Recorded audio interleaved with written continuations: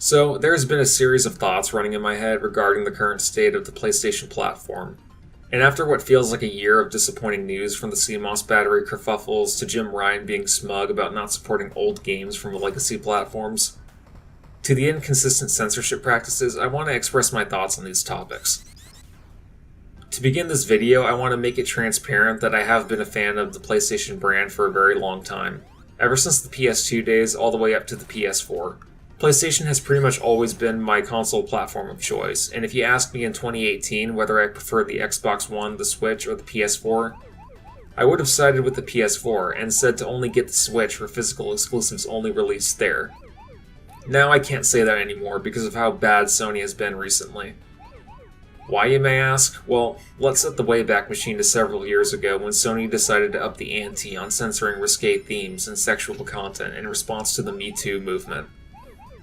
A lot of game devs and artists were annoyed by this because if they wanted to make a game for the PS4, or even remaster an old game and port it over to the PS4, and there just so happened to be a character or cutscene that displays any form of partial nudity or sexual undertones, they would be forced to George Lucas it out of the game or just not port it over at all.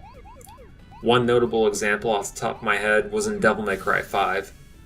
And in that game there was a cutscene involving one of the characters being shown without clothes, and it had to be censored on the Western PS4 versions of the game. Some people may argue that complaining about little details like this is making a mountain out of a molehill, and that they don't care whether a game has boobs in it or not, and people need to stop being obsessed over fictional polygons that don't exist in real life. But that's a blanket statement, because censorship of any kind hurts the artistic expression of game artists around the world. And you want to know what's really fucked up? You want to know what's a real knee slapper? In The Last of Us Part 2, a game made by Naughty Dog and published by Sony, there's a scene where one of the main characters gets fucked in the ass. They don't even allude to it either. There is a literal butt sex scene in a game published by Sony. But a naked character in Devil May Cry 5 was too much. Next, I want to talk about Jim Ryan and his opinions on games from older platforms.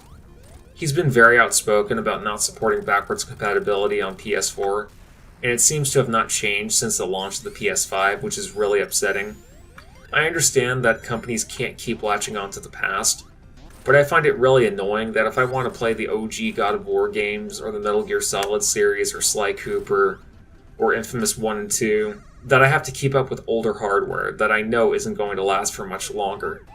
Granted, I still have my PS2 and PS3, but as someone who cares about game preservation, it sucks knowing that when these consoles die, I'm no longer going to be able to enjoy them unless emulation is an option.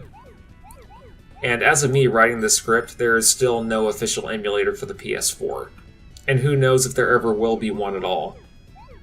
As far as the CMOS battery issue is concerned, I'm really pissed about that. For those of you who aren't in the loop, basically as far back as the PS3 era, Sony has tied purchases to a battery located inside of every system, and it checks with Sony servers to verify that you own the content that you purchased via the internet. The issue with this is that once the battery runs out of juice or Sony stops supporting online features for the PS3, you won't be able to play the digital games that you purchased off the PlayStation Store. The good news is that the battery can be replaced, but the bad news is that once Sony fully drops support for the PS3, the CMOS battery won't be able to do its job, which means that at some point in the future, every game you bought digitally on the PS3, it'll just be a bunch of unplayable bits and bytes. Physical PS3 games don't seem to be affected by this from what I could find, but both physical and digital PS4 games are, which is a complete betrayal to its customers. To put it in another perspective, collecting physical PS4 games has become pointless to me. Because once Sony drops support for the PS4, the CMOS battery dies, or if the PlayStation platform in general goes defunct, no PS4 game will be able to run on the PS4, whether you own a physical disc or downloaded it off of PSN.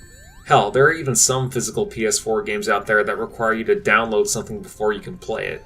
So if you do your research, you may end up realizing that you would be better off gaming on PC than on PS4.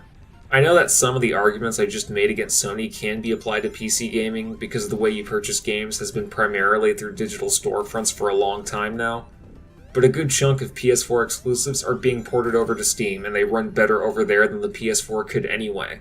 Not to mention that all the major game releases from third-party studios like Bethesda, Square Enix, Capcom, Sega, EA, etc., they have PC ports from all their games, with more options available to the consumer. So if there isn't a way to emulate physical PS4 games yet, and the only way to play them is by just having a PS4, why not have all your games on the most optimal service by just using Steam? So to wrap this video up, I do want to see Sony succeed with the PS5. In terms of power and tech, I believe that the PS5 is the best console on the market. But if they keep porting their exclusives to PC and render games unplayable when they drop support for the consoles they get released on with no other options, then I'm going to just keep gaming on PC and the Nintendo Switch. Because if 5 or 10 years down the road my Switch ends up dying, I can at least make backups of all the physical games I bought, and emulate them on Yuzu, which is more than I can say about the PS4 and even the PS5. But I want to know what you guys think. Do you agree or disagree? Make sure to comment down below and hit the subscribe button for more content.